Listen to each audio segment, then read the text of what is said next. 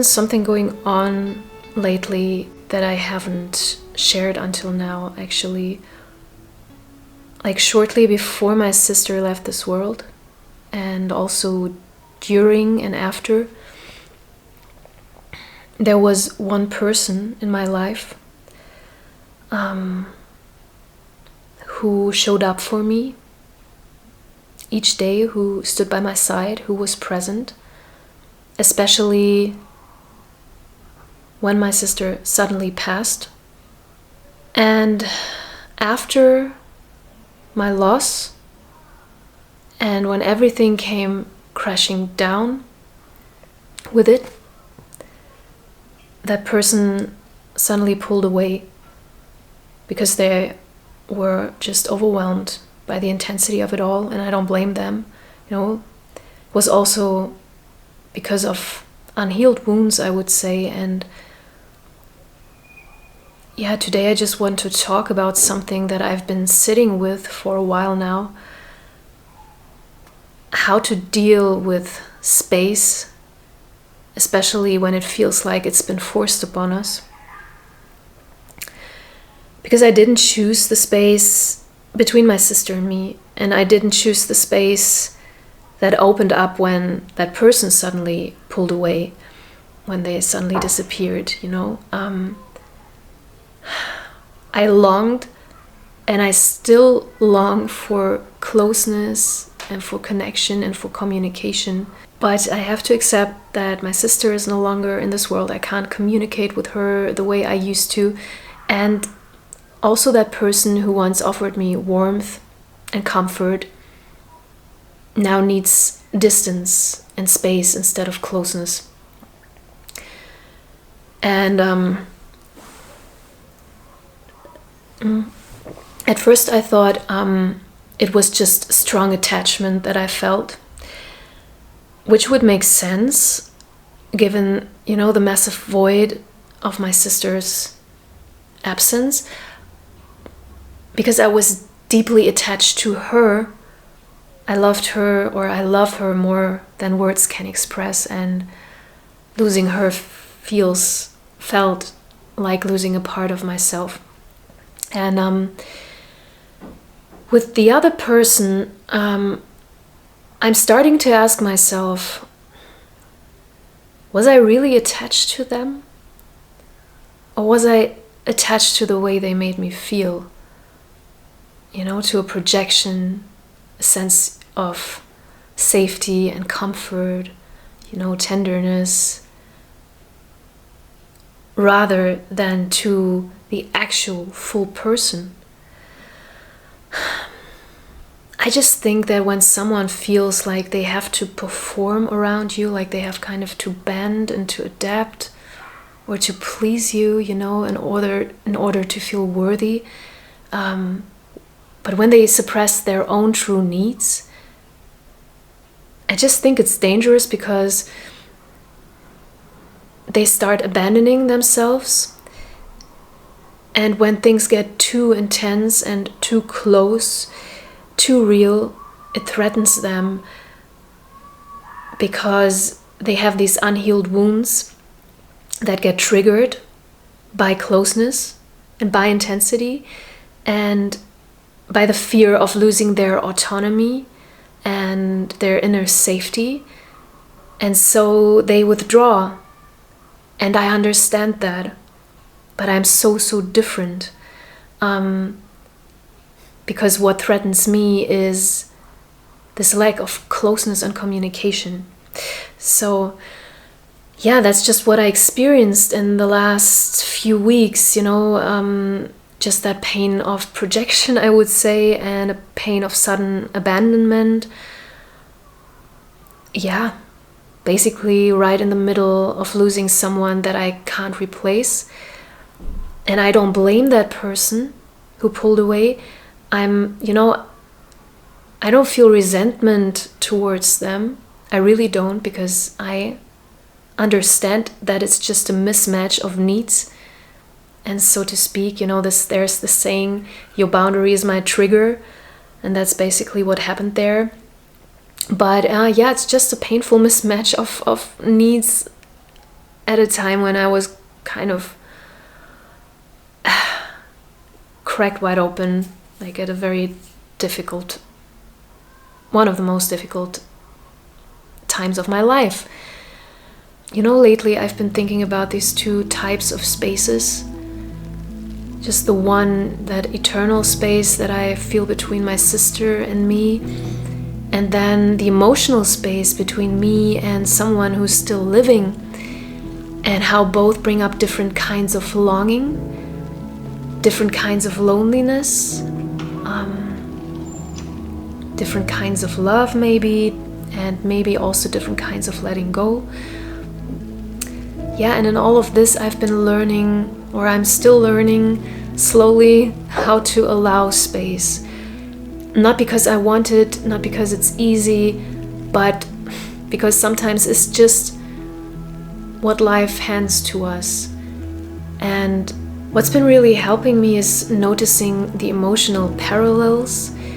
You know, how the grief that I feel for my sister, and the ache that I feel with someone pulling away through, I mean, they're different in nature, but they still kind of stir up similar fears. You know, fear of losing connection, fear of emptiness, fear of abandonment, of, I don't know, not being enough. And with those parallels, I just found something kind of grounding, because when I recognize the pattern, the part of me that reaches out, that just wants to hold on, that's just grasping for something to hold on, I just can meet myself with compassion. And compassion is the key to understanding, and that's the first step to inner peace. So I just love to share some, I don't know, gentle ways with you that help me to sit with that space, and maybe you can share some with me that help you to sit with that space. And because I don't want to fight it anymore, you know, I just want to find moments of peace within it, really, and maybe also just try to soften my longing instead of just shutting down, you know, like.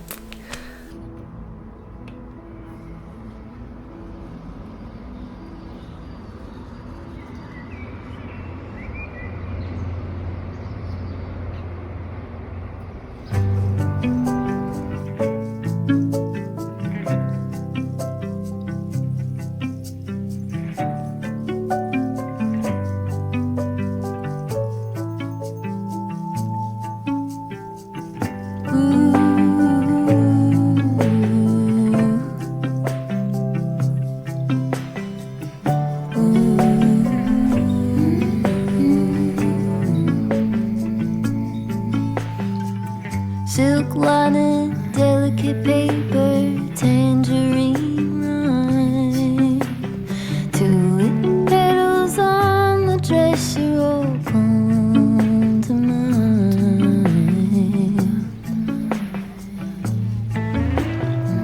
Soft blonde pink brush and shoulders, page 55. You trace letters over the pictures of the climbing vine. I'm in a field of your making. I can see a moonflower awaken somewhere way past taken.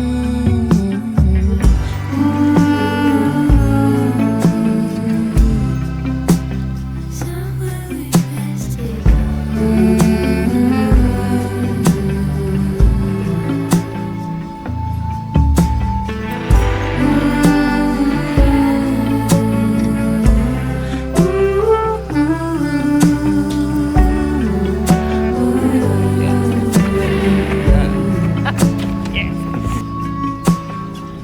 Seashells, voices rising, silver wind chimes.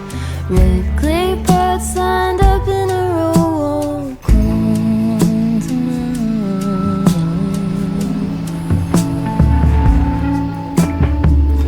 Braiding purple clover in the summertime.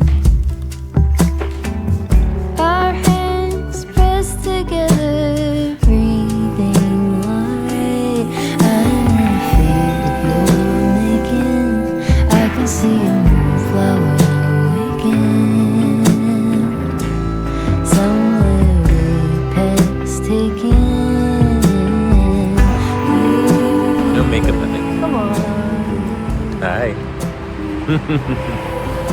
I also have no makeup.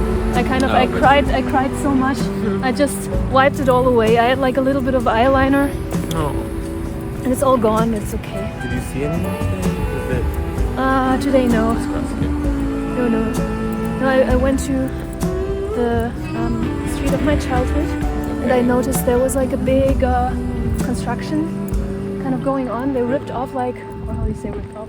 Ripped down like a Yeah, whole okay, ripped down, yeah. big building where kind of Tore down. where like Yeah. friends of us, like close friends of us used to live. That was kind of crazy. Yeah. Can we make it? We can make it. Yeah. That's the good thing in Berlin. It's always like kind of you can walk without being afraid of. It's different in Cologne actually. Ooh. Well, you know I'm darker than you, so I need a little bit more light. Yeah, it's so funny. Your YouTube can miss you for another week. I know. So, of course. Я себе уже все сказал. Лучший год может быть это горы, на которых еще не бывал, на которых никто не бывал.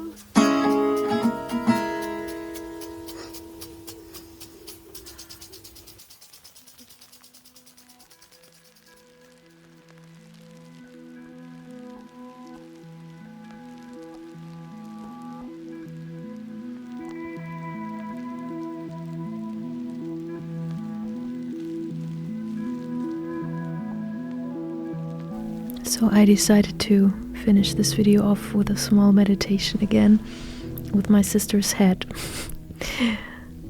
Yeah, so if it feels safe, you can close your eyes now and take a slow, steady breath in and a deep breath out. Now bring your awareness to the space inside you. The space that feels most tender. The place where ache lives. Where longing sits. Where something or someone is missing. Gently let that space come into focus. You don't have to dive into it. Just notice. Where is it in the body? What shape does it take? What color? What texture? Is it a hollow feeling in your chest?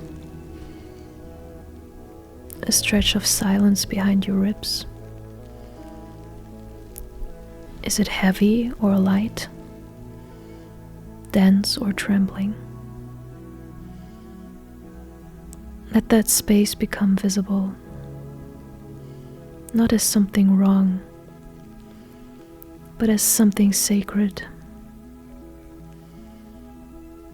This space exists because you have loved deeply. Let yourself say quietly inside, this space is not emptiness. It is the part of me still reaching for my own love. And maybe this ache is not asking for someone to return. Maybe it's asking you to come home to yourself. Breathe into it, not to push it away, but to hold it, to soften around it. And now, just for a moment,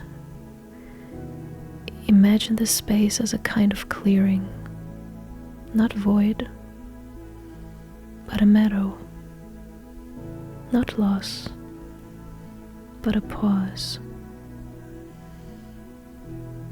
A place where something might begin to grow, even if you can't see it yet. Whisper to yourself, there is room here for grief, for love, for becoming. And as you sit with the space, know that it doesn't need to be filled all at once. You don't need to fix the ache to be whole. You are already whole, even with the ache. Let yourself breathe in one more time, gently, and exhale with kindness. When you're ready, bring your awareness back to this moment, back into your body, which has held so much.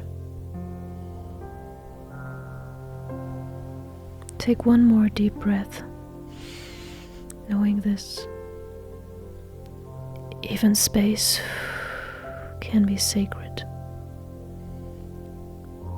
and even longing can be loved.